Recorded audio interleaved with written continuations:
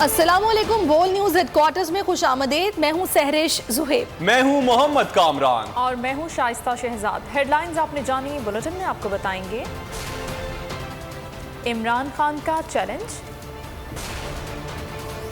डाकू आए तो क्या करना है, पराई शादी में अब्दुल्ला दीवाना कौन, मुकाबला करीब, अपना ही रिकॉर्ड तोड़ दिया, और नून लीग को कितना खौफ। के सामने कहता हूं लगाओ मुझ पर आर्टिकल 6। जब आर्टिकल 6 लगेगा तो मुझे बोलने का मौका मिलेगा। जो बातें मैंने अभी तक नहीं की वो आर्टिकल 6 लगने के बाद बता सकूंगा। अदालत को बता सकूंगा कि कौम के साथ क्या किया गया, हमारी हुकूमत खत्म करके किन चोरों को मुसल्लत किया गया। चेयरमैन तहरीक इंसाफ इमरान खान का लाहौर के पीपी 170 में जलसे से खिताब। बोले, एक जज ने कहा मुझ पर गद्दारी का मुकदमा चलना चाहिए। इतना बड़ा सानिया हो गया और सुप्रीम कोर्ट ने तहकीकात तक नहीं करवाई। हमने मामले पर कमीशन बनाया तो हुकूमत ने आकर उसे खत्म कर दिया। मौजूदा हुकूमत मुरासले पर कमीशन बनाने के बजाय गद्दारी का मुकदमा चलाने की बातें करती है। शहबाज शरीफ कैसे कमीशन बनाते, ये तो खुद साजिश में मुलविस थे। कहते कि इमरान खान के ऊपर आर्टिकल 6 एक जज कहता है, मैं सबके सामने कहता हूं कि लगाओ मेरे ऊपर आर्टिकल 6। मैं कहता हूं अगर आर्टिकल 6 लगेगा तो कम से कम मुझे मौका मिलेगा। जो बातें अभी तक मैंने नहीं की कम से कम मैं अदालत के सामने वो बताऊंगा दुनिया को कि हुआ क्या इस कौम से कि हमें एक गवर्नमेंट को हटा के चोरों को ऊपर बैठा दिया। स्पीकर ने सुप्रीम कोर्ट को वो मुरासला भेजा, साइफर जो लेटर था। सदर पाकिस्तान ने उनको लेटर भेजा कि इन्वेस्टिगेट करो, कमीशन बनाओ। इतना बड़ा जुल्म हुआ है मुल्क में।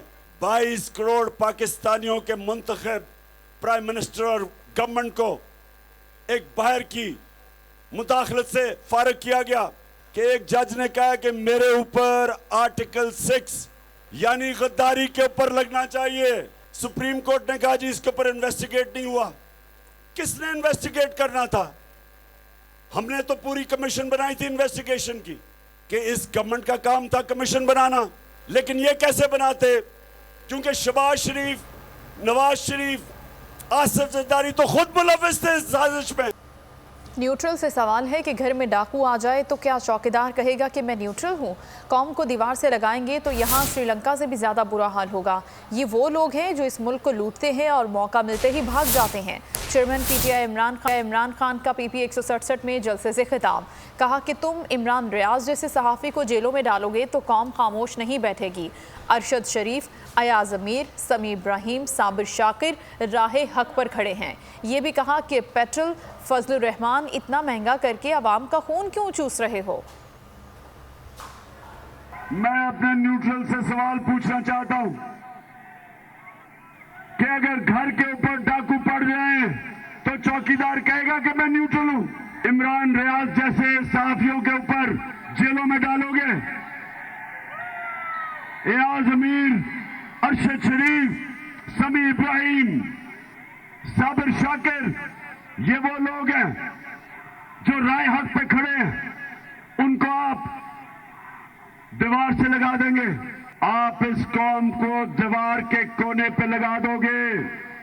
हम जब हुकूमत में थे तो डीजल की कीमत 144 रुपए 8 लीटर थी। पेट्रोल 150 रुपए लीटर था। तब दुनिया के अंदर आलमी मार्केट में तेल 102 से लेके 120 तक गया। $102 से लेके 120 तक गया। आज तेल आलमी मार्केट में 95 रुपए है, हमारे से भी सस्ता जब हम थे। तो सवाल यह है कि क्यों लोगों का खून चूस रहे हो?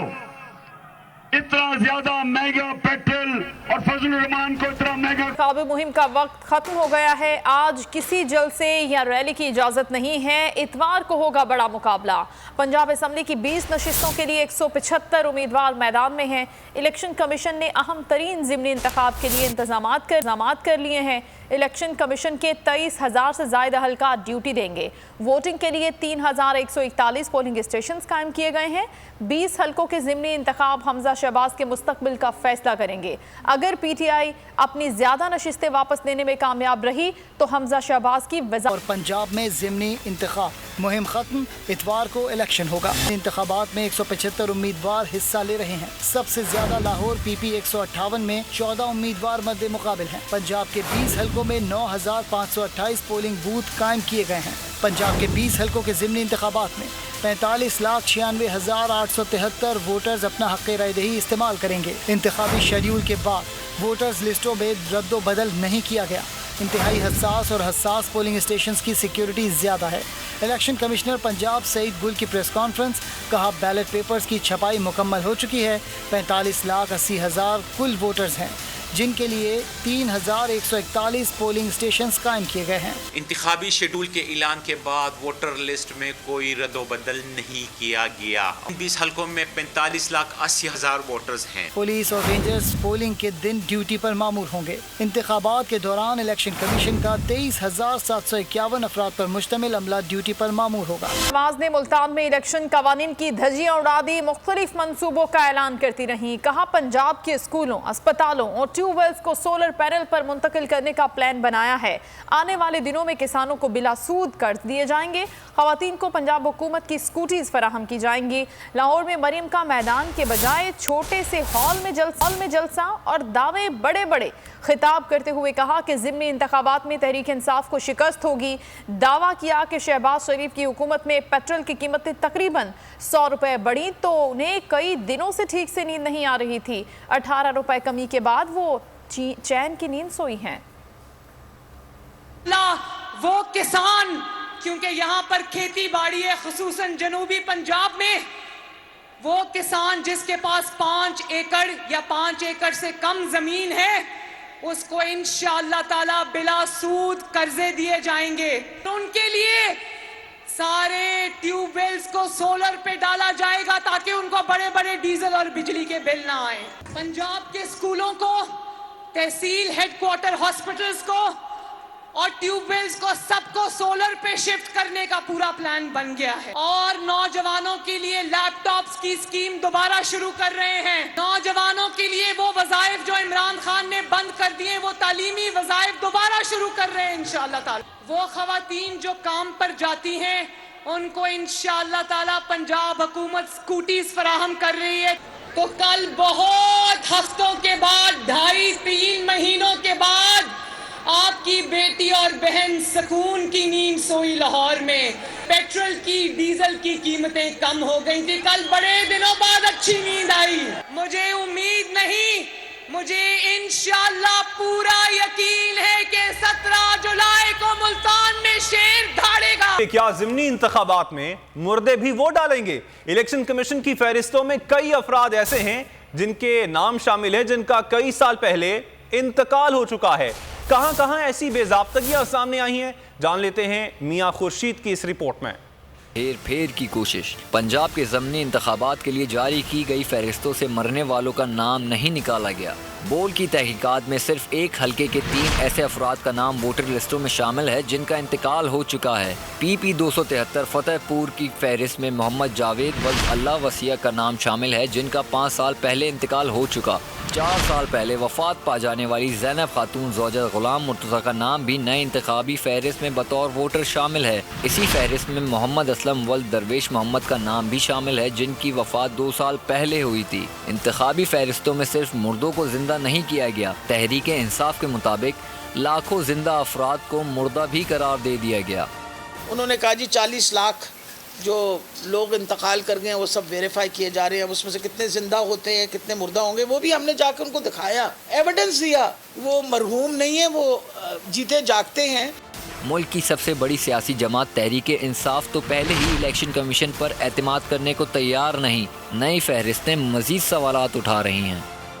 पंजाब हुकूमत को शिकस्त का खौफ सताने लगा। ओछे हथकंडों पर उतर आई। पीटीआई रहनुमाओं के पंजाब में दाखिले पर पाबंदी लगा दी।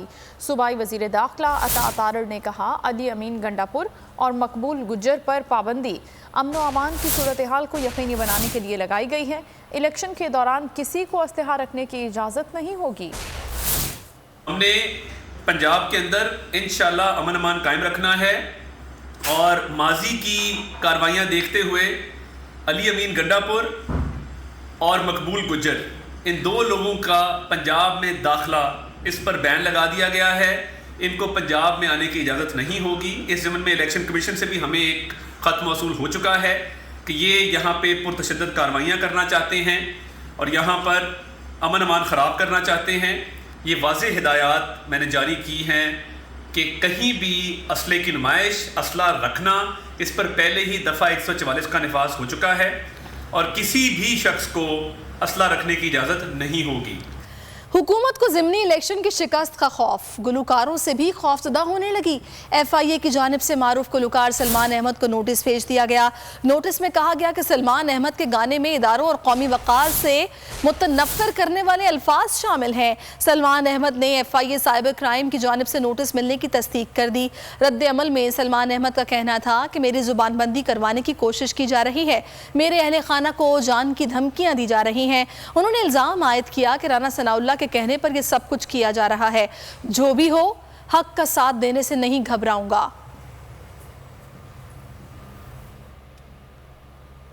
और हुकूमत की सहाफियों के खिलाफ इंतकामी कार्रवाई को ब्रेक न लग सका।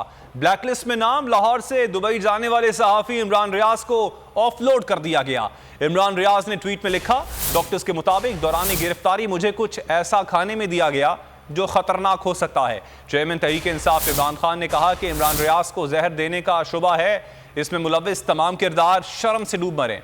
हुकूमत की सहाफ़ियों के खिलाफ इंतकामी कार्रवाइयाँ जारी। सहाफ़ी इमरान रियाज को दौरान गिरफ्तारी जहर दिए जाने का खदशा। टेस्ट के लिए बैरून मुल्क जाने वाले इमरान रियाज को लाहौर एयरपोर्ट पर ऑफलोड कर दिया गया। इमिग्रेशन ज़राए के मुताबिक ब्लैक लिस्ट में नाम होने पर दुबई जाने से रोका गया। इमरान रियाज ने ट्वीट में लिखा, डॉक्टर्स के मुताबिक मुझे कुछ ऐसा खाने के लिए दिया गया जो खतरनाक हो सकता है। कुछ टेस्ट कराने के लिए बैरून मुल्क जाना था, नहीं जाने दिया गया। चेयरमैन तहरीक इंसाफ इमरान खान का भी सहाफ़ी इमरान रियाज को जहर दिए जाने का शुबा। ट्वीट में लिखा, इमरान रियाज को इस पिंजरे में कैद किया गया जिसमें किसी जानवर तक को रखने की इजाजत नहीं होती। इसे जहर दिए जाने का शुबा भी मौजूद है। इसमें मुलव्विस तमाम किरदार शर्म से डूब मरे। ऐसा करने से बदमाशों के टोले और इनके सरपरस्तों के खिलाफ अवाम का गुस्सा ही बढ़ता है। सिंध में दो महरूम कौमों को साजिश के तहत लड़ाने और लिसानी फसादात करवाने की कोशिश की जा रही है। मुराद सईद ने कहा, दो फरीकैन के दरमियान लड़ाई का लिसानियत से कोई ताल्लुक नहीं था।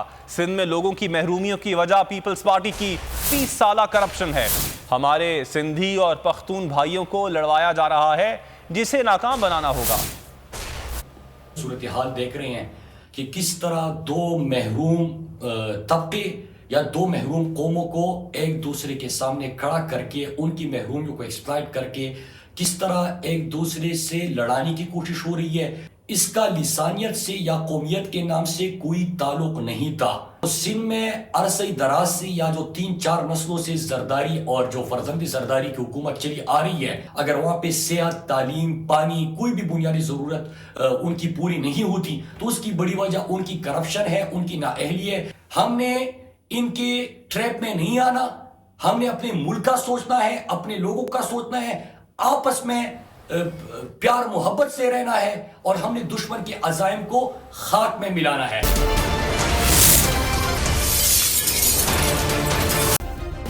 सब्सक्राइब करें और बेल दबाएं ताकि कोई खबर रह न जाए।